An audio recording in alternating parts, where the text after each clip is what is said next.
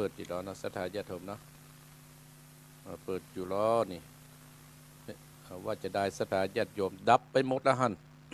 ตีห้าแล้วเนอะตีห้าแล้วนะสถาญาติโยม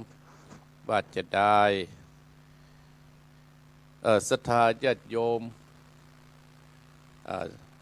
หัวใจของพระพุทธศาสนาสถาญาติโยมหันไปเป็นตังอันนี้พุทธหันเป็นตังเพลงไปละสถาญาติโยมหัวใจพระพุทธศาสนาเฮาเนี่ยประทำความชั่วทั้งปวงทำความดีให้ถึงพร้อมทำจิตใจให้บริสุทธิ์อย่างผ่องใสหัวใจพระพุทธศาสนาไม่ทำความชั่วทั้งปวงทำความดีให้ถึงพร้อมทำจิตใจให้บริสุทธิ์บัดทำความชั่วสถาญาติโยมบัดทำความชั่วก็สัญญาณเริ่มมาสถาญาติโยมเดี๋ยวอาตมาภาพจะเทศธรรมเลยเนอะหัวใจพระพุทธศาสนาสถาญาติโยมไม่ทำความชั่วทั้งปวงและกระทำความดีให้ถึงพร้อมทำจิตใจให้บริสุทธิ์ผ่องใสศรัทธาญาติโยมอาตมาภาพก็จะได้เทศน้ำเทศธรรมเป็นมรดกธรรมกำเมืองเพราะว่าสัญญาณมาพอดีศรัทธาญาติโยมเนาะเพื่อเอาอกเอาใจและขอบคุณไอเจเจเนอะตะกี้คงจะหลับลืมตื่นเนาะไอเจเจเนาะคงจะหลับลืมตื่นปะต้องโทรเนอะศรัทธาญาติโยมปะต้องโทรแล้วแต่กี้ฮือโทรปะต้องโทรแล้วเนอะอาตมาภาพจะเทศธรรมแล้วนะเทศอาตมาภาพตะกี้นะเรื่องความศักดิ์สิทธิ์แห่งการสวดมนต์1บำบัดทุกโศกโรคภัย2กจัดภัยอันตรายสิ่งชั่วร้าย3บำบัดอุบัติและเสนียดจังไร4ป้องกันภัยเมื่อมีโจรภัยและอัคคีภัย5ส่งเสริมให้เจริญด้วยอายุวันนะ6ให้คาดแคล้วและปลอดภัย7เป็นการรวมพลังใจให้สงบเมื่อฟุ้งซ่านก่อนภาวนาเอาละศรัทธาญาติโยมอาตมาภาพก็จะได้เข้าสู่ในการเทศนั้นเทศธรรมวันนี้จะได้เอาธรรมชื่อว่านี่กตัญญูนั้นมาเทศนาให้ศรัทธาญาติโยมแล้วก็จะได้เปิดสายท้ายรายการเนาะเอาละเนอธรรมที่จะภาพในวันนี้ก็หมายมีป้อสมศักดิ์แม่เพนข่าวเตี้ยได้ตันไปให้กับป้นน้อยปันแม่เงินจีนาอิและนายอเด็กชัยกวินตันไปให้กับป้อสัญชัยชัยกวินเนออยู่บ้านตาจ้างเวียงหนังร่องที่วัดนี่กตัญญูคนเฮานั่นเป็นหนี้กันกู้คนเนอสตาญาติโยมนี่ที่เฮา นี่ที่เฮาหนีปนกับนี่เงินล้านเงินแสนแต่นี่หนีบะปนก็คือนี่บุญคุณเนอขอบคุณไอ้เจเจเนอตั้งอกตั้งใจสรับฟังมรดกธรรมกำเมืองณบัดนี้นะโมตัสสะภะคะวะโตอะระหะโตสัมมาสัมพุทธัสสะนิมิตตังสัตตุรูปันนังกัตตัญโยกัตตาเวทิตติสัตตะโวตุราสะโพธิสัตว์ตั้งหลายตั้งยิ่งใจมวลหมู่ปะกันนั่งตาอยู่ฟังธรรมตั้งสัตตานิเวตาโยปาการจุงดาจำชื่อใบแล้วก็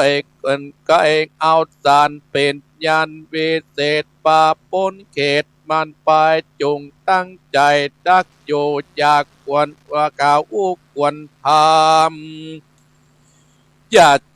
กรรมศพทราบอันเป็นบาปต่อยจะตืดไปนาวันโดนเอาแต่บุญใส่หาบส่วนเอาบาปนั้นใส่จะหือไรดีไก่ดังเอาจักคายบอกกล่าวดูเก้าขีดยาถึงการ นาในโลกว่ามีความสุขโศกสุนกันลังเตื้อสุขมันชื่นจอยปอดตามก้อยมองกีดย้อนบุญมีปังก่อนมาไล่ตอนวางตามลางเตือนนันนาตุกนาน้ำเลือดแลบอกเว้นแวกขึ้นหวานย้อนบาปตันจองกองตกห้องเครื่องกาอากมีมาแต่ไตกามโลกตายสงสารถึงนิปันสุดซอยตรงยิ่งไว้ดับหายตั้นต่างลายมวลหมู่ใครพ้นจากสงสารจริงนับมาสการกลับไปนั่งอยู่ใกล้ฟังตามจุงดาจำฟังตีเอาเป็นตีสอนใจลำดำไปนาบัดนี้เดชเตอปมมาติมาตาพิตาโดปุตโตตนปันแปวได้กล่าวแล้วสอนหมายว่าคนยิ่งใจมวลหมู่อันเกิดอยู่ในโลกก็มีนี้ มาติดตัวนี้ตุ้มหัวไหลหลากพ้นจากหน้าจากพ้นจากหน้านี่นาดนามันใหญ่กวนใจไฟกันนิ่งอาจได้ปูจาบอกกาดบอกปามัดยำไม่จุงปากันคืนนี้ตั้งแต่นี้ไปนาอย่าเดินจ่าเฮิงนานโจทตากาแม่นผู้มาจะตามว่าเป็นกำงามบอกเจ้าว่าการนี้เล่าเกิดมาบอกเกยไปยืมกูแล้วแอวอู้แล้วยืมมาเอาเงินคำขาบัตรตายเครื่องใจอันใดของอันใดเก่าจีว่าเป็นนี้เยื่องใดจาผู้ขาจักมาเก่าแก่แม่นแต่ตามกันไข่กำเก่าทอยว่าคนใหญ่น้อยยิงใจจุงหมายเบียดไว้เฮาเกิดมาได้เป็นคนก็เพราะว่าพ่อแม่เป็นเจ้าหักลูกเต้าใส่ตานับตั้งแต่เกิดมาเกิดเป็นคนลุ่มตายพ่อแม่ก็ภายแม่เมตตาแม่ทรงต้องประมาณก็เป็นตกพันลำบากอดการอยาก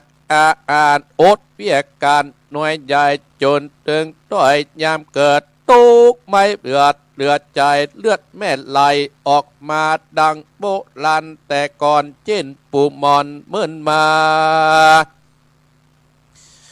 ว่าแม่ยิงทรงต้องประมาณเปรียบเหมือนกวนยักษ์หายจักถึงตายยามใดบอกมีภัยกล่าวหูใดกันลูกไตใส่ตาเกิดออกมาแต่ก่อนแม่กอบบ่อ่อนละหนีเป็นตุกต่ำกอย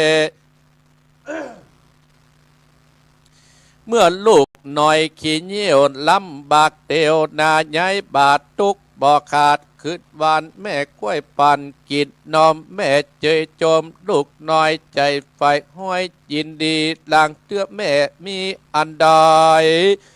กินในคอนในปากลูกใครอยากแล้วใส่ลูกก็ให้ไวแม่ก็ใครออกมาลูกให้งอกแงสองพ่อแม่ก็เอาใจจากอันใดน้อยใหญ่พ่อแม่ไฟสะแวกมีความกาดรุณาต่อลูกก้อยปุงฝากอดสาสอนบุตรตาลูกเต่าทุกคำเจ้าแบ่งปันได้สอนปันบอกขาดนักปัดกล่าวไว้เป่าปาติไว้สองพ่อแม่เป็นปมแก่บุตรตาบอกมีภัยมาเปรียบได้และนาดุราสาปุติสาตั้งหลายตั้งยิงใจมวลหมู่อันนั่งอยู่ฟังธรรมตั้งสัตตาทิวิตาดุจุงดาจำติดต่อเรื่องบุญคุณพ่อแม่กองเอาอันเลี้ยงเอามาแต่หน่อยก้อยกึดไฟห้อย ตั้งวันอย่าตามฟันหลับตาทำปุบคาตาตีจากตกอาวิจิโมใหญ่อันว่ากุลของพ่อแม่ไตเทียบนานาเป็นขนาดเตือกอากาศเวหาบ่มีกุลอันใดเปรียบได้จุกน้อมไว้ปูจามันเกิดหาบุญกุลตอบแทนกุลได้คนโลกใต้ยิ่งใจพ่องกะนิ่งหมายใหญ่ใจไว้จักน้อมไว้ตอบแทนเฝ้าห่วงแอนกุลพ่อใจตอบกุลแม่อันนักหนาได้แต่จากกาบอ้างบอดได้สั่งลุมลาบอบไปหาปอบแม่บอบเพื่อแปรปะนีพ่องเป็นดีเข้าของลายกอบบอกมากายเยี่ยมพอบอกเกิดต่อบุญกุลบอกเกื้อหนุนกุลปอแม่บอกสวกแสหาใจปาราบาไปไอคนพวกนี้ใส่นักปาดว่าบอกแม่นเตะเมื่อตีลูกเต่าตอบแทนกุลเล่าพ่อแม่เพราะบอกหูแต่อย่าหูแต่อย่างเดียวบอดได้เร็วไปปอบอดตอบแทนกุลตอบพ่อแม่เลี้ยงแต่ตัวน้อยมาจากเรียกว่าคนปาลาต่อยจาหรือคนบ้าทอลับปีหากจากมีหมายแหลดนาตัสสมาเอ็ดดันใจคนน้อยใหญ่ยิงใจจุงจำหมายชื่อไว้เอาเป็นไม่ตายสอนตอนดังปาโตสะปนติไว้เตสนาไว้เหมือนมันว่ามาตาปิตาอุปัตตานังดักนี้คำกล่าวจีกายจาว่าคนพูดใดนะใหญ่น้อยใจไฟห้อยคำเจ้าได้เกิดถึงคุณพ่อแม่เจ้าบอกขาดหาโอกาสตอบแทนกุลช่วยเกื้อหนุนพ่อแม่ยำเต้าแก่อิวแดงหรือป่าญาติมาแฝงเมื่อไกลได้อยู่ใกล้ลุมดาเสาะหาหมอเหมาะดีนาเนื่นจาตั้งเสียปาปัจจัยติอาศัยยังอยู่พร้อมมวลหมู่นาช่วยส่องกาเกื้อกุลได้ทำบุญพร้อมได้นบน้อมฟังตามยอดตาหนุ่มบอกขาดบอกประมาทภาวนามันล่ำเปิงหาใจมันเข้าไกลเอาใจกันน้อยใหญ่หากมีบอกเครื่องกี่ปอบแม่ใจเพื่อแปรปานีอันนี้และดีตั้นตั้งหลายกวนดีกวยพอมอนนามันกึดต่อสองกาตั้นมอลนาส่งสาการตามโบราณแต่ก่อนบอกพรอายจนกัดตามบนไปอาจนอมย่อไว้สาญอตติสาการพัมพอมแล้วก็ปากันหยาดน้ำตันไปยังสองกาแก่เต่านักปัจเจ้าอาจารย์ได้ไขการติดเทสัตนาว่ากองนิสัยบอกเล่าชื่อว่าคืนนี้เก่าพ่อแม่ตอบแทนกุลกตัญญูบุญจักจูช่วยการล่วงล้ำตั้งผ่านสมบัติผ่านก็เกิดป่าปฐมนาพาญาตนาน้อยใหญ่บอกมาใกล้เบียดกีอายุมีเที่ยงเต่าบอกหูแก่เท่าจะลากันว่ามอลนาลาปากดับชีวิตจากเมืองคนจากเอาตนไปเกิดได้กำเนิดที่การบุตรมีแก่กาจ้อมไปเกิดจันฟ้าเมืองสวรรค์และนาตัสมาเหตุดันตายคนโลกตายยิงใจอันอยู่ใจบนหมู่อันกลางอยู่สงสารกันว่าหูอาการบุญกุลนั้นกอดเตือนตั้นตั้งหลายย่อกุลสองเต่าคืนนี้เก่าพ่อแม่เลนา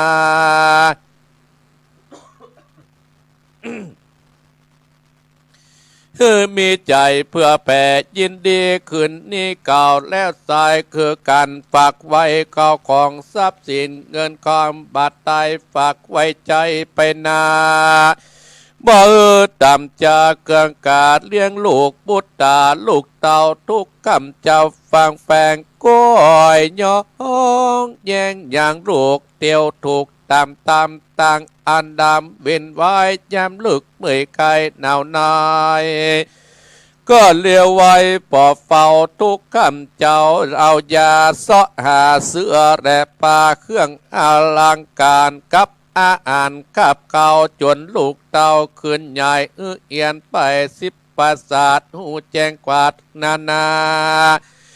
ลูกมีวิชากับตนตักกังวลเสียงไข่กับลูกใหญ่น้อยเป่งปานกาดละตันจบไข่ก็หากู้ไว้ให้ลูกเต่า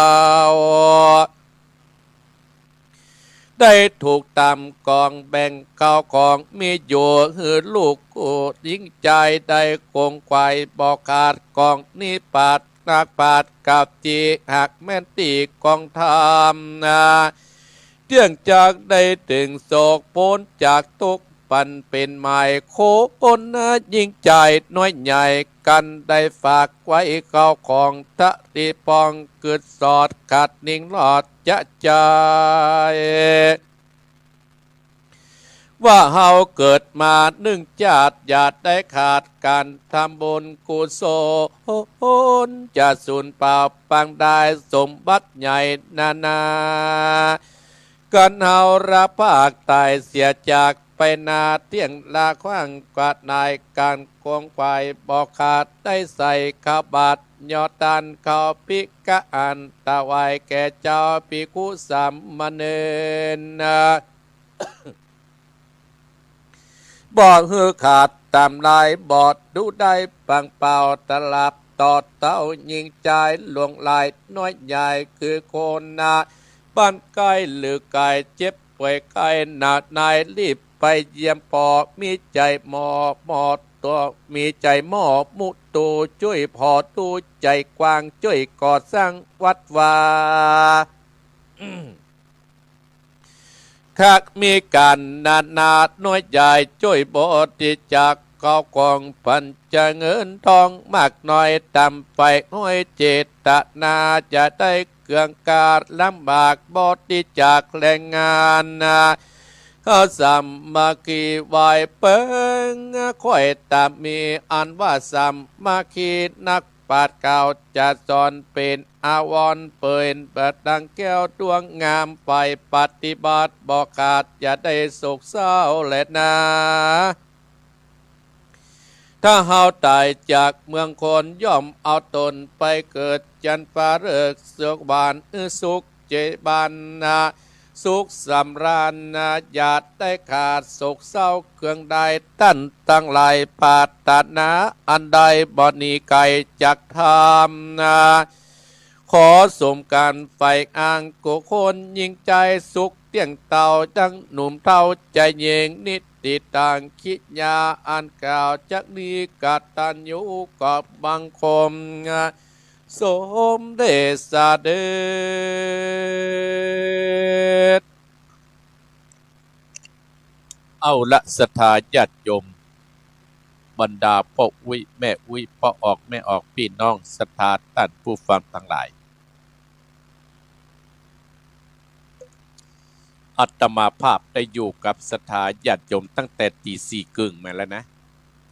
แต่ตั้งสถานียุทธไทยทอดตี 5ก็อนุโมทนากับเจ้าของสถานีกู้สถานีบรรดาพ่ออุ้ยแม่อุ้ยพ่อออกแม่ออกที่ได้เปิดเครื่องวิทยุรับฟังอย่างตนตัวอาตมาภาพพระครูวรธรรมนาถเจ้าอาวาสวัดหนองเฮียงตำบลสันติสุขอำเภอไดรอดได้รับความเมตตาจากท่านพระครูอภิวัฒนวิกรมท่านผู้จัดการขึ้นสีขาวของเฮาที่ได้มอบหมายเวลาให้เก่ากับผมอาตมาภาพได้มาพบปะศรัทธาญาติโยมขอบคุณไอ้เจเจที่ได้เกาะเกี่ยวสัญญาณและขอบคุณพ่อสมศักดิ์แม่เพนข่าวเตี้ย ได้ตานทำผูกนี้ตานไปฮึกกับป้นด้วยปันแม่เงินจินอิในอเนกชัยกวินตานไปฮึกกับปอดสนชัยชัยกวิน อยู่บ้านตาจางสถาญาติโยมนำธรรมคำสอนที่อัตมาภาพได้เทศนานี่ชื่อว่านี่กตัญญูสถาญาติโยมนี่กตัญญูนี้สถาญาติโยมคนเฮาเกิดมาแล้วเป็นหนี้กันทุกขั้นทุกคนแม้แต่อัตมาภาพตุเจ้าที่ตนเตศตนบาดบรรยายให้อีพ่ออีแม่เนี่ยก็เกิดมาเป็นมีหนี้ติดตัวท่วมหัวเอาตัวบัดรอดก็มีในสตาญาติโยมนี่ที่อาตมาภาพปัจจัยวันนี้เงินล้านปัจจัยนี้เงินแสนปัจจัยนี้ทกสอย่างสักอย่างสตาญาติโยมนั่นก็คือนี่ที่เขาใจมาหมดบัดเสียงนั่นก็คือนี่กตัญญูนี่พ่อนี่แม่ที่ได้เลี้ยงดูเฮามาสถาญาติโยมทุกคนเฮาเกิดมาแล้วก็มีพ่อมีแม่ได้เลี้ยงดูเฮามาอาตมาภาพนี่ก็มีพ่อมีแม่สถาญาติโยมเลี้ยงอาตมาภาพมาเลี้ยงมาสถาญาติโยมแล้วแต่บุญกุศลของไผ่เนาะสถาญาติโยมเนาะแล้วแต่ที่เพื่อนได้สร้างไว้แต่อาตมาภาพพ่อแม่เลี้ยงมาจนอายุอาตมาภาพถึง50 ปีพ่อแม่อยู่กับอาตมาภาพสถาญาติโยมจนได้อาตมาภาพได้เป็นตนเป็นตัวทุกวันนี้ที่ได้มาอู้มาจากกับพ่อแม่เลี้ยงมาศรัทธาแต่บุญของพ่อแม่ของอาตมาภาพนะพอได้อยู่กับอาตมาภาพจนที่อาตมาภาพได้มาอยู่ถึงปัจจุบันนี้เปิ้นก็จากไปศรัทธาแต่ยังดีว่าเปิ้นได้หันชัยพระเดือนของเฮาเนาะเปิ้นก็ได้จากอาตมาภาพไปเสียดายศรัทธาญาติโยมคนที่เปิ้นมีพ่อมีแม่ที่บ่ได้เลี้ยงดูพ่อได้เลี้ยงดูแม่ที่ควรเพราะว่าไปลงสิ่งอย่างอื่นศรัทธาญาติโยมบางคนก็ว่าโอ้บ่ได้ไปยืมของไผมาสักเตื้อไอ้กะบ่ได้ไปนี้ไผมาสักเตื้อแต่คู่คนนั้นหนีบ่พ้นก็คือหนี้พ่อหนี้แม่หนี้ที่เพิ่นเลี้ยงดูเฮามาเพราะฉะนั้นภายที่มีพ่อมีแม่เนี่ยต้องเลี้ยงดูให้ดีศรัทธาญาติโยมถ้าเมื่อเฮาได้ดิบได้ดีแล้วเฮาพ่อแม่เฮานั่นก็จากไปมันก็บ่ฮู้ว่าเฮาจะไปฮื้อไผศรัทธาญาติโยมเนาะ ญาติโยมต้องใจสหารง่ายๆศรัทธาญาติโยมเมื่อมีศพมีซากก็ดีอีพ่ออีแม่เปิ้นก็จะเอาขันเข้าเหรอไปวางไว้บนหลังร่องฮะเนี่ยเปิ้นก็จะใจลูกใจเต้าเนาะหรือศรัทธาญาติโยมเปิ้นก็ใจลูกใจเต้าห่อเข้าเนี่ยอาศัยถุงขาวๆนั่นแหละที่เปิ้นเอานำหน้าศพนำประสาทไปนะมึงต้องห่อเข้าอิน100 ห่อเนอะเปิ้นห่อยเข้า100 ห่อเปิ้นอย่าให้ลูกเต้าล้าวเลนเอาห่อเข้าใส่นะฮะศรัทธาญาติโยมประเดี๋ยวเขาซ้ำบ่ได้ห่อและศรัทธาญาติโยมเขาเอาง่ายจูง่ายก็เลยบ่ฮู้จักว่าสิ่งที่เขาทำนั้นเนี่ยมันเป็นการทดแทนเป็นการที่เขาจะทำเป็นแบบเป็นอย่างไว้ศรัทธาญาติโยมครูบาอาจารย์สมัยก่อนนั้นเปิ้นแจ้งสอนเป็นปริศนาธรรมให้หรอเขาเข้าไรห่อที่เพื่ออาศัยถุงขาวไปนะเพื่อจะให้ลูกให้เต้าเพื่อจะให้เฮาเนี่ยเกิดถึงบุญคุณที่พ่อแม่ได้เลี้ยงดูเฮามาแม่เขาได้ป้อนข้าวเฮามาเปิ้นเอาเปรียบเทียบบอกว่าคือเฮาห่อข้าวเนี่ยเหมือนกับเฮานึกกึดถึงพ่อกึดถึงแม่เฮาบางคนก็มาห้อยมาห้องอยู่ที่หน้าโรงศพสถาญาติโยมหน้าโต๊บหงว่าโอ้อย่าอั้นอย่างอี้เมื่อพ่อแม่เฮายังมีชีวิตเนี่ยบ่เคยมาดูแลสักเตื้อแต่อาตมาภาพยินดีครับผู้ที่อยู่ในคลื่นสีขาวเนี่ยโอ้เป็นผู้ที่มีความกตัญญูต่อพ่อต่อแม่ต่อครูบาอาจารย์บุญนั้นก็จะกำจะจูโอ้ถึงข้าวไรหอดมันเป็นปริศนานะศรัทธาญาติโยม ภายที่ทำบดีกับพ่อกับแม่นะศรัทธาญาติโยมมันก็ต้องได้รับผลของกรรมนั้นไปอย่างที่อาตมาภาพเคยเทศถามเรื่อง กรรมศรัทธาญาติโยมแม้แต่ทุกเจ้าทำกับพ่อกับแม่ก็ได้รับผลของกรรมพระพุทธเจ้าก็ตัดเรื่องกรรมให้กับทุกเจ้าเพราะว่าคนเฮานั้นน่ะนี่ประป้นคือกรรมศรัทธาญาติโยม จะกรรมตั้งกายก็ดีจะกรรมตั้งวัจจาก็อู้เฮาก็ดีกรรมตั้งใจเฮาก็ดีคนเฮาเนี่ยหนีบ่พ้นศรัทธาญาติโยมกรรมนั้นจะต้องติดตามตัวเฮาแน่นอนเปิ้นก็จะให้ลูกเต้าน่ะตานห่อข้าว100ห่อใส่ถุงขาวศรัทธาญาติโยมก่อนที่ศพเปิ้นจะวันผูกไปอย่าห่อก็คือเนี้ยลูกเต้าก็จะมาห่อกันบางคนบ่ได้ลูกเต้าบ่มีเวลาละศรัทธาญาติโยมเมาเนี่ยการเนี่ยซื้อมาเป็นห่อเป็นห่อ100ห่อกระเพาะซื้อข้าวไปซื้อถุงมาใส่ถุงกัดไปเอาของกินใส่แห่แต่จริงๆแล้วเปิ้นเอามานี้เฮามาสอนใจเฮาศรัทธาญาติโยมมันมี มันมีละอ่อนคนหนึ่งศรัทธาญาติโยมในตำนานนะและกรอบนั้นมันก็จะเกิดไปเป็นนกไปฮะศรัทธาญาติโยมพ่อแม่ ตายไปบ่ได้ดูแลพ่อแม่ศรัทธาญาติโยมแต่มาเกิดใจว่ามันมีคนเฒ่าคนหนึ่งว่าเอ้ากูจะห่อข้าวมึง100ห่อนึงไปพระเสาะหาพ่อหาแม่มึงเนยมันเหมือนพ่อแม่มึงก่อเมื่อเปิ้นบ่ตายไปบ่ได้พ่อแม่ตายมันต้องพระเสาะหาห่อข้าว100ห่อศรัทธาญาติโยมห่อใส่ถุงหั่นสปายไปเข้าในแพะในป่าไปเสาะหาพ่อมันไอ้พ่อใจคนนี้นะไปเสาะหาพ่อหาแม่ศรัทธาญาติโยมจนสุดท้ายเสี่ยงเข้า100ห่อก็บ่ปะพ่อปะแม่ไปลงอยู่ในป่าบุญกรรมที่ยังบ่ได้ดูแลพ่อดูแลแม่นะศรัทธาญาติโยมตายไปเลยเนาะตายอยู่ในป่าบุญตายแล้วกลายเป็นอย่างศรัทธาญาติโยมกลายเป็นนกเนี่ยกรรมมันนะเสาะหาพ่อเล่นนกพ่อเฮยนะใช่พ่อเฮยแม่เฮยพ่อเฮยแม่เสาะหาพ่อแม่อยู่ในแพะในป่าหลงตะฮอดมาเป็นนกพ่อเฮยแม่เฮยปัจจุบันเนี่ยศรัทธาญาติโยมเนี้ยนะคอยมาดูแลพ่อดูแลแม่นะจะเป็นนกพ่อเฮยแม่เฮยเนี่ยระวังให้ดีเนาะอันนี้ตามที่ในธรรมเพิ่นบอกสมัยก่อนศรัทธาญาติโยมแล้วก็เปิ้นได้ฮื้อลูกเต้าเนี่ยเวลาพ่อแม่ตายไปก็ดีเปิ้นเอาขันข้าวไปไว้ที่ข้างโรงข้างร่องหรือว่าบนร่องหันศรัทธาญาติโยมเพราะว่า1ปุจจาความดี2แสดงความกตัญญู3เป็นประเพณี4ได้ทำบุญอุทิศส่วนกุศลให้คนที่ตายไปปุจจาความดีของพ่อของแม่เฮาที่เปิ้นได้เลี้ยงดูเฮามาศรัทธาญาติโยมที่เปิ้นเลี้ยงดูเฮามาเปิ้นเลี้ยงเฮาตั้งแต่น้อยมาเฮาได้เป็นใหญ่เป็นโตเฮาได้เป็นตนเป็นองค์ก็เพราะพ่อแม่เฮานี่แหละ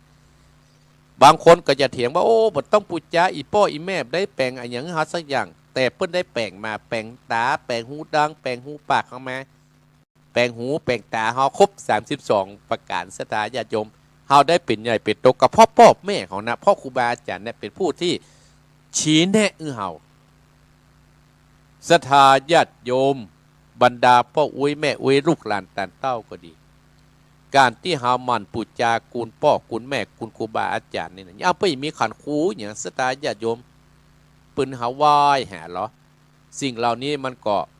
ก็จะดีก็เป็นส่งเสริมเมื่อเฮาหนุนให้เฮาแล้วเฮามีความระนึกกึดตึงหาที่เพิ่นได้เสี่ยมได้สอนเฮามาโดยตลอดอันนี้ไปเป็นบุญเป็นกุศลกับตัวเฮาเนี่ยเพื่อปุจจาคุณงามความดีของคนที่ตายไปก็คือปุจจาคุณพ่อปุจจาคุณแม่ปุจจาคุณครูบาอาจารย์เฮาถ้าเฮามันปุจจาเนี่ยก็จะเฮาก็จะสำเร็จเป็นหน้าที่เกิดขึ้นมานี่แหละนึกถึงอันเนี้ยสถาว่าปุจจาความดีก็คือปุจจากูลคนที่ตายแสดงความกตัญญูเป็นเครื่องหมายแสดงความกตัญญูต่อคนที่เพิ่นจากเขาไปเป็นพ่อเป็นแม่ก็เฮาก็มีความกตัญญูต่อพ่อต่อแม่ตกน้ำบ่ไหลตกไฟบ่ไหม้ถ้าไผที่มีความกตัญญูต่อพ่อต่อแม่ตกน้ำบ่ไหลตกไฟบ่ไหม้แน่นอนศรัทธาญาติโยมบุญกุศลเนี่ยมันก็จะกามจูอุหนุนเฮาเพื่อหาได้ดีได้ดีพอคนที่เพิ่นมีความกตัญญูต่อครูบาอาจารย์ในศรัทธาญาติโยมได้เป็นใหญ่เป็นโตกันนักเหรอที่มีความกตัญญูต่อพ่อต่อแม่ส่งเสริมเนี่ยหานครูบาอาจารย์หลายรูปแต่ตัวเพิ่นมีความกตัญญูต่อพ่อแม่ก็ได้เป็นครูบาอาจารย์ที่โด่งดังหลายรูปหลายตนคนที่มีความกตัญญูก็ได้เป็นใหญ่เป็นโตกันหลายคนศรัทธาญาติโยมเนี่ยทำเรื่องนี้แต่มาภาพเลยเอาว่านี่กตัญญูนะมาเทศนาให้ศรัทธาญาติโยมเฮาและเป็นประเพณีที่เฮาจะต้องทำกันพ่อแม่เฮาเกิดเฮาเลี้ยงดูเฮามาเฮาเนี่ยเพิ่นเลี้ยงเฮาจนอายุ20ปลายศรัทธาญาติโยม ถึงเขาจะพ้นขอดแล้วเขาได้ดีไม่ดีเขาก็มาเสริมเมื่อพ่อแม่เขาอายุหันนักเขาก็ต้องดูแลพ่อแม่เขาบัดสบายเขาก็ต้องมันไปหาเยี่ยมและมันไปเอาเพิ่นไปหาหมอไปดูแลให้เพิ่นดีจนเจียงอายุขัยแล้วเมื่อเจียงอายุขัยแล้วเขาก็สร้างบุญสร้างกุศลบุญกุศลนั่นก็จะกำจุอุดหนุนเฮามาสถานญาติโยมและเป็นการทำบุญอุทิศส่งกุศลที่คนที่ตายเป็นสร้างบุญสร้างกุศลเพื่อกับคนที่เพิ่งตายไปนี่กตัญญูเนี่ยอาตมาภาพเลยนำมาเทศนาฮื้อกับอีพ่ออีแม่ศรัทธาต้านผู้ฟังทั้งหลายเป็นแบบมรดกธรรมกำเมือง วันนี้เป็นวันอาทิตย์นะศรัทธาญาติโยมศรัทธาญาติโยมกว่าเดียวนี้ยังบัดสายเกินไปหาว่าเดือนพศใหม่พศ68ได้26วันฝ่ายที่ยังบ่ได้ดูแลพ่อบ่ได้ดูแลแม่ก็ยังปิ๊กไปตันอยู่ยิ่งฟังก็ยิ่งมีความหูขึ้นติ๊กศรัทธาญาติโยมบุญกุศลเนี่ยก็จะก้ามจุอุดหนุนเฮานะศรัทธาญาติโยมเนาะก็อนุโมทนากับท่านที่เป็นเจ้าภาพน้ำธรรมคำสอนในวันนี้เนอะ สัก6 โมงเนี่ยอาตมาภาพก็จะได้นำรายการธรรมะมรดกธรรมกำเมืองในญาติศรัทธาญาติโยมอีพ่ออีแม่นี้ไปก่อนที่จะเปิดสายนี่ก็อนุโมทนากับศรัทธา ท่านผู้ฟังทั้งหลายที่ได้มาร่วมที่ได้มาเยี่ยมอาตมาภาพที่วัดที่ว่าก็มีพ่อหลวงศรีพ่อหลวงบุญศรีแม่หลวงปัญญาในพิเชษนางพัฒนรีโยธนาวิวัฒน์นายวิเชียรนางอรยาอินทยศนายอนันต์นางเหรียญทองอินตะเสานางนงนุชอินทยศนางปทุมอินทยศพร้อมกับแม่หลวงปัญญาที่เปิ้นได้ มาศรัทธาญาติโยมผู้เป็นนำศรัทธามาวัดอาตมาภาพวันนั้นศรัทธาญาติโยมเนาะก็ได้ร่วมสร้างบุญสร้างกุศลเนื่องจากอาตมาภาพได้ทำประตูข้างหลังได้ขยายประตูเพื่อมันกว้างเวลารถเลี้ยวเพราะไปเป็นถนนใหญ่ศรัทธาญาติโยมเวลาออกไปเขาก็อยู่ขั้นจะหันซ้ายขวาได้แต่ก่อนนี่มันบ่ได้โค้งบ่ได้เป่งโค้งเข้ามาให้มันกว้างศรัทธาญาติโยมวันนั้นอาตมาภาพไปในงานพุทธมณฑลก็มีพ่อสุเมธแม่ปทุมรัตน์สิงห์ใจบ้านมะขุนหวานสันปะตองร่วมทำบุญกับอาตมาภาพพ่อสุเมธแม่ปทุมวันสิงห์ใจบ้านมะขุนหวานสันปะตองเชียงใหม่ร่วมกับบุญกับอาตมาภาพและก็หมายมีศรัทธาเจ้าฟัดโคแต่กะเดี๋ยวก่อนเนอะยังไม่จบเด็กก็โทรศรัทธาญาติโยมเนาะเดี๋ยวก็โทรเนอะแล้วก็ศรัทธาญาติโยมก็นายวิเชียรนางอารยานายวีรพงศ์อินทยศร่วมทำบุญตานไปเฮือกับพ่อวิจันทร์แม่สมบูรณ์ชัยเนตรอนุโมทนาสาธุโดยและก็มีแม่น้อมสุภาวงศ์บ้านต้าจางเวียงหนองร่องวันนั้นเนี่ยอนุโมทนาสาธุเนอที่ปะอาตมาภาพอันนี้ก็อนุโมทนาสาธุโดยที่กระทำเมื่อเจ้านี่ก็คือพ่อสมศักดิ์แม่เพนขาวเตี้ยตานไปฮึกกับพ่อน้อยปันแม่เงินและนายอเนกชัยกวินตานไปฮึกกับพ่อสนใจชัยกวินเนอศรัทธาญาติโยมที่อาตมาภาพถึงบอกว่าท่านทั้งหลายได้ร่วมกันทำบุญสร้างกุศลก็ขอเป็นบุญเป็นกุศลกับศรัทธาญาติโยมกี้คนโทรมาสุ่มมาเนื้อศรัทธาญาติโยมกำลังอ่านชื่อเนาะอนุโมทนาสาธุโดยนะพอจะโทรก็โทรแต่เช้าจะโทรบ่โทรโทรเลย082 885 7225โทรแล้วโทรแล้ว โทรเลยถ้าบ่โทรจะธรรมะต่อแล้วนะธรรมะยังมีนี่อยู่ที่พุทธเจ้าตรัสว่าพอจะโทรก็โทรบ่คือโทรบ่โทรละแล้ว082ให้เหมาะหายห้ามโทรไปตังเชื่อนมาไม่หลวงปันห้ามโทรไปตะบุญเนอโทรมา082 885 7225นี่ไม่หลวงปันห้ามโทรไปตะบุญเนอ736เนี่ยมาโทรไปทางนี้77นี่ห้ามโทรไปทางปุ้นเนอเจริญปอน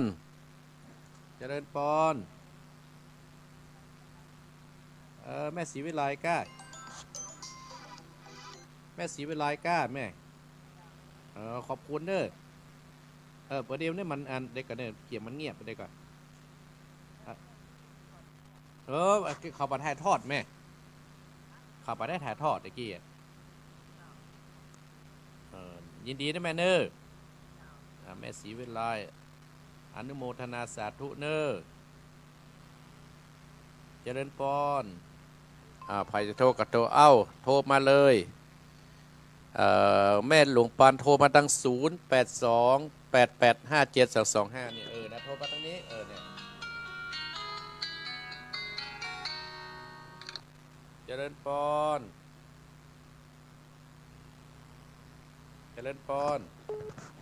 ไปศาลเจ้าครูเจ้าแม่ยังแม่นิดเจ้าโอ้แม่นิดกะแต่เจ้าไม่ได้ยินกันแม่นิดคนกำลังเปิดแบบนี้ตี 5นี่เจ้าอาตมาเต็ดหมดจับหมดตี 4แม่นิดเจ้ายินดีนะแม่เนอเปิดตี 5นี่เจ้าแม่นิดเนอยินดีเนอเจริญพรเจ้าฟังอยู่ตลอดเลยเจ้าทุกอาทิตย์เลยเจ้าเจริญพรเจริญพรตะกี้แม่ศรีวิไลเจริญพรเจ้าว่าแต่เจ้าจะลืมไปโทษทั้งนี้กับแม่หลวงยินดีเนอแม่หลวงเจ้าว่าแต่เจ้าเด้อท่านยินดีแล้วเนาะได้ยินแล้วเนาะได้ยินแล้วเจ้าตะกี้จะลืมเจ้าไม่เอาเบอร์นั้นเจริญพรนะแม่เนอเจ้าว่าแต่เจ้าเด้อท่านเจริญพรมาเจริญพรเจริญพรเจ้ากับว่าแต่เจ้าท่านหลังพระครูเจ้าแม่ยังแม่บุญไลบกเป็นเมืองเป้าเจ้าโอ้เมืองเป้ากับแม่ยังก็แม่บุญไลเจ้าเมืองเป้าโอ้แม่บุญไลเมืองเป้าอำเภอเป้านะแม่เนาะเจ้าบ้านหนองประมันเจ้าโอ้อนุโมทนาแม่เนอเจ้าโอ้ท่านพระครูยิ้มในปฏิทินนะโอ้ดีใจเนี่ยยิ้มเนาะยินดีนะแม่เนอต่อไปเจริญพรบริษัทครับว่าจะได้พ่อบุญธรรมตะกี้ออกจะเจ้าเลยไปกลางรอดโดนตัดไปเหรอตะกี้อันบัดใจอัดผู้ประจบเถอะพ่อบุญธรรมสุมาเนอครั้งแรกนั่นบัดใจครั้งแรกนะการโทน2ไว้ยินดีเนอปอเนอเปิดสอนเขากูยังเนาะดีแล้วเนาะได้จากคุณมากูยังเนาะแม่นเนาะรักษาไว้เจริญพรโอ้สมพรรัตนังว่าเปิดตี 5นี่ถ้ามาครูยินไปเป็นยังอาตมาอยู่ตั้งตี 4เกินไหมเจริญพรแม่เพนได้ยินเนาะเปิดตี 4ลูกตี 4มาจะวันได้ยินมา5 โมงแค่เนาะขอให้ลืมตื่นก็ถามเจเห็นลืมบอกเขาเจเด้ยินดีเด้อเจเด้อได้หยาดน้ำเด้อเจริญพร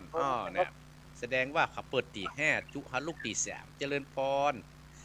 เจ้าไอ้ตาเจ้าไม่น้อยกัดนัดไปเจ้าว่าไม่น้อยว่าหัวใจของพระพุทธเจ้าก็คือละชั่วทุกอย่างทำดีทุกชนิดทำจิตให้ของใสนี่แหละหัวใจพระเจ้าหัวใจศาสนาเจ้าก็มีว่าปฏิโมทนอก14,000 ธรรมคำนี่ก็ย่อด้วย3 ข้อตัวอีกนะเจ้าเนาะเจริญพรแม่เนาะวันหน้ามันจะไกลอยู่นั่นเลยแถมกินเดินโดดมีเอาพยามาที่ว่าเป็นประกอบพระพุทธเจ้าปานเอามาเทศหน่อยนะเจ้าปัจจัยของนะเจ้าว่าเจ้าเจริญพรแม่น้อยกัดนะเจริญพรว่าจะสั่งเจ้าว่าคุณแม่ยังยายร้อนยายพรสันกำแพงได้ยินบ่เดียวเลยเนาะ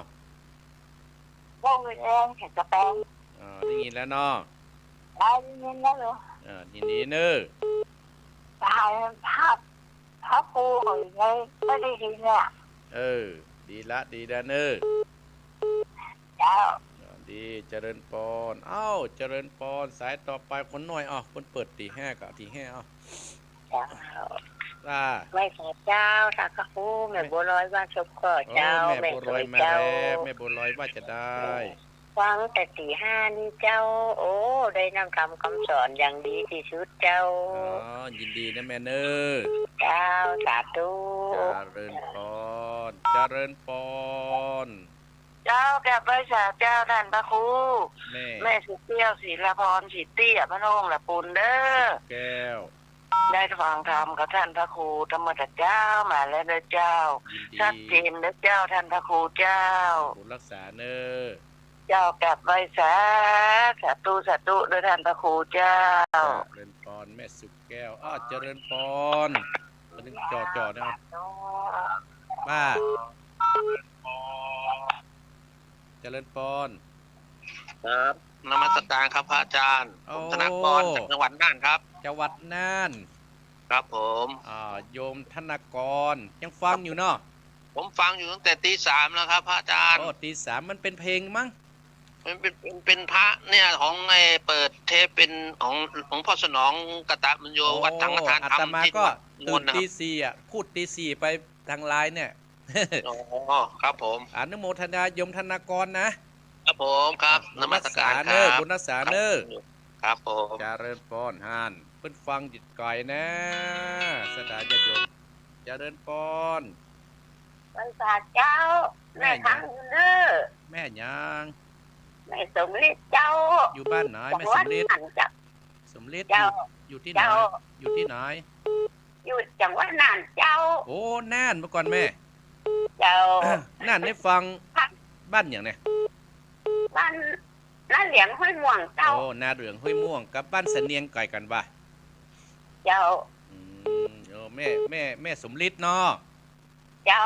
โอ้อาตมาอย่าแม่กุฏิดแม่เนอเจ้าไว้สาเจ้าเจริญพรโดดน่านมา2 คนแล้วเนอเจริญพรราชการครับอันนี้ก็บางโม่ครับหลวงพ่อหายไปนานอาจารย์หายไปนานออกทุกอาทิตย์เลยวิ่งรอบนะงานนัดกันเนาะงานใช่งานเยอะอนุโมทนานะครับการทำหน้าที่เนาะครับบุญรักษาเด้อเจริญพรเจริญพรขอบคุณครับหลวงพ่อประกิตโยมธนากรจังหวัดน่านบ้านเสนียนสถาญาติโยมเพิ่นก็ติดตามตัวอาตมาภาพมามื้อแล้วเพิ่นก็ค่ายหอนเพิ่นก็มาที่วัดที่สตาเพิ่นมากับโยมขนุภาซึ่ง4ภรรยาเพิ่นอันนี้สถาญาติโยมแต่ก่อนเพิ่นก็เป็นคนกินเหล้ากินยานะสถาญาติโยมแต่ได้มาฟังธรรมะตั้งสถานีแล้วหันหน้าเข้าหาวัดหาวาอนุโมทนาประมาณยิ้มดีเจริญพรแม่ประพัดฟังด้วยเจ้าแม่ประพัดฟังกี่โมงแม่เจ้าฟังเย็นดีนะเจ้ามาสมัครดูเจ้าโทรจะเมื่อทางทีแล้วก็มาติดเดียวเนี่ยฮะยินดีอีแม่เนอเจ้าอยากให้กำลังใจแม่แม่เจ้าสุดยอดเนอเจริญพรนะแม่เนอพระเจ้าเจริญพรฝังมาแล้วข้าพระเจ้าพ่อพระเจ้าอยู่ที่ไหนอุปสกคือที่บ้านแม่จองครับบ้านแม่จองลีเนาะมันแม่จองเนาะมือนะครับสุดทีนะครับสบายดีกว่าป่อแม่จองครับวันนี้พ่อสัญญาณโทรศัพท์มันค่อยดีครับยินดีนะป่อเนอวันนี้ได้โทรหาว่าคุณนายจ่ายละหมดองค์คนจ่ายแล้วครับยินดีนะป่อเนอรักษาสุขภาพเนอได้คิดติดปุ้ยนะครับบุญรักษาเนอครับผมรักษาบ้านแม่จองนี่ลุงเพิ่นติดเตียงวัดตะก่อนให้สบายเจริญพรสาธุเจ้าท่านพระครูแม่สุทัศน์ฟังอยู่เนอเจ้าวันนั้นประเทศแม่สุทัศน์มาหันแม่สุทัศน์วันนั้นวันไหนวันที่ขึ้น2ขึ้น3เนี่ยนี่ประมาณนั้นกะวันนั้นมาหันแม่สุทัศน์หันท่านเจ้าวัดพุทธปล่อยเหรอเจ้าแล้วไม่ไปตะวานี่มึนแล้วยินดีนะแม่เนอลงทานตัวเองอ่ะเจ้ายินดีเนอสาธุรักษาสถาญาติโยมโนพูดถึงกี่โยมธนากรสถาญาติโยมบดีเพิ่นภาวัดภาวาครอบครัวก็เลยมีความสุขเลยมั่งมีสีสุขก็หอดประเดี๋ยวสถาญาติโยมเนาะเจริญพร แม่บัว นา ค พระจาง ำแม่บัวค เจ้า ำแม่บัวคำสบายดี ฟังจะเต็มเนี่ยเจ้าสบายดีเจ้า ชัดเจนดี ฟังจะ เนาะ คือโทษจงศักดิ์เด้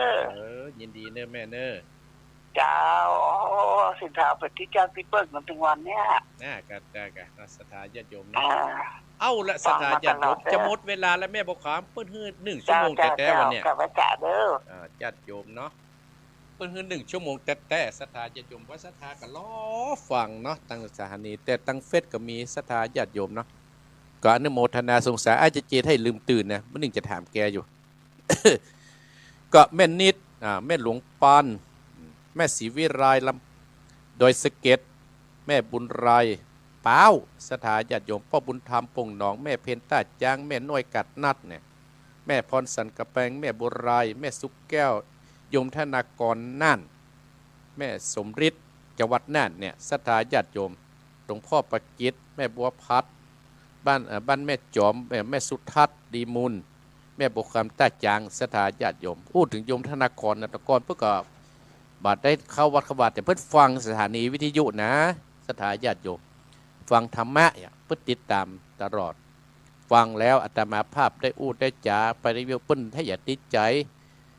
ปัจจุบันนี่เปิ้นเป็นคนดีของครอบครัวสถานญาติโยมสร้างฐานะเนี่ยเปิ้นว่าลงตังเป็นเรื่องเป็นครั้งเป็นคราวเป็นเรื่องธรรมดาลงตังคืนได้ เอาลงตังอะไรถามได้หรอไปหั่นไปนี่ไปตังหั่นไปตังใดเนาะสถานญาติโยมเนาะ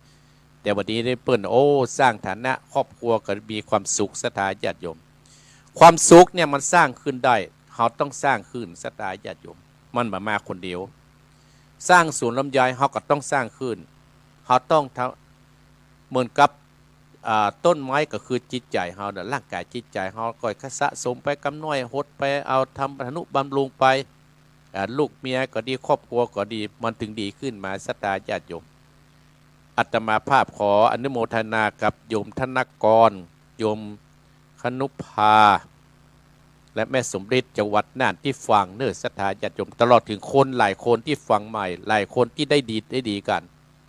ที่ได้ฟังอาตมาภาพและอาตมาภาพดีใจและเป็นยาใจให้ทุกท่านทุกคนจะให้อาตมาภาพช่วยเหลือหรือมีเรื่องปรึกษาได้ก็โทรที่อาตมาภาพเคยบอกเบอร์ขั้นสถานญาติโยมเนาะแต่เขาจะโทรตามวิทยุเขาต้องโทรวะ แต่ก็โทรส่วนตัวได้สถานญาติโยมเนาะเบอร์ส่วนตัวที่อาตมาภาพ0871774469เนี่ยเบอร์ส่วนตัวหลังจากอาตมาภาพออกสถานีวิทยุละโทรปรึกษาได้สถานญาติโยมมันเป็นส่วนตัวหรอ0871774469ถ้ามีโอกาสก็จะไปเยี่ยมโยมธนากรก็ดีโยมแม่สมฤทธิ์ก็ดีจังหวัดน่านเนาะ อาตมาภาพถ้ามีเวลาไปหมดสถานญาติโยมแต่สังขารเฮาเนี่ยประเด็นนี้63และสถานญาติโยมอยู่กับวัดกวา40 กว่าปีอยู่วัดสร้างวัดสว่างนี่ก็48 ปีและสถานอนุโมทนาเนอะทุกท่านทุกคนที่โทรหาแม่หลวงปันก็ดีเนอะที่ฟังรายการนี้ที่พาสถานญาติโยมมาก็ขอบคุณสถานญาติโยมเอาละสถานญาติโยมอาตมาภาพอยู่กับอีพ่ออีแม่ตั้งเฟซตั้งไลน์ตั้งแต่ตี 4เกิงมาแล้วก็ได้ฟังการถ่ายทอดตี 5มาทำนี่กตัญญูอย่างใดก็ดีที่อาตมาภาพได้อู้ได้จ่าบอกว่าความศักดิ์สิทธิ์แห่งการสวดมนต์ถ้ามันสวดมนต์บำบัดทุกโศกโรคภัย2ขจัดภัยอันตรายสิ่งชั่วร้าย3ปัดเป่าอุบัติเสนียดอย่างไร4ป้องกันภัยต่างๆมีโจรภัยอัคคีภัยเป็นต้น5ส่งเสริมให้การเจริญด้วยอายุวันนะ6ให้คาดแคล้วและปลอดภัย7เป็นการรวมพลังใจให้สงบไม่ฟุ้งซ่านก่อนที่เราจะภาวนานี่สถา7ประการที่อาตมาภาพได้อุทจาเบื้องต้นมาบุญใดกุศลใดที่อีพ่ออีแม่ได้คิดได้ทำได้ร่วมกันมาแล้วก็ดีก็ขอเป็นบุญเป็นกุศลกำจุอุดหนุนสถาญาติโยมทุกท่านทุกคนขอบคุณทางสถานีทุกสถานีเนอะขอบคุณทุกท่านที่โทรมาเนอะก็ติดหน้าปะกันใหม่เนอะสถาญาติโยมในตอนเจ้านี้ขอบคุณอนุโมทนากับพ่อสมศักดิ์แม่เพนขาวเตี้ยการทำนี้นี่กระเทินตัวเพื่อป้อนน้อยปันไม่เงินจีนาอีและนายอเนกชัยกวินตานเพื่อกับพ่อชนชัยกวินเนอร์อยู่บ้านตาจางเนอร์ก็ขอเป็นบุญเป็นกุศลกับท่านเจ้าภาพ และเป็นบุญเป็นกุศลกับท่านผู้ฟังทุกท่านทุกคนตั้งอกตั้งใจตรวจน้ำเนอแม่เพนเนอ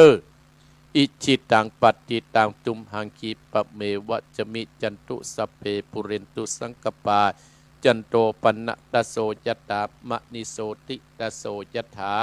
จยสิทธิทานังราพังสุธีพระขยังสุขังปโนจะโพกังอุติจยสวาสตะวันตุจจีวสิทธิภวันโตเตสัพปิติโยวิวัสสันตุสัพพะโรโคยนะสันตุมาเตภวัตวันตรายโยสุขีติขายุโกภวะอภิวาทนะสีดิสะนิจังอุตตาปจายโนจัตตารโอธรรมาวัตันติอายุวันโนสุขังพระลัง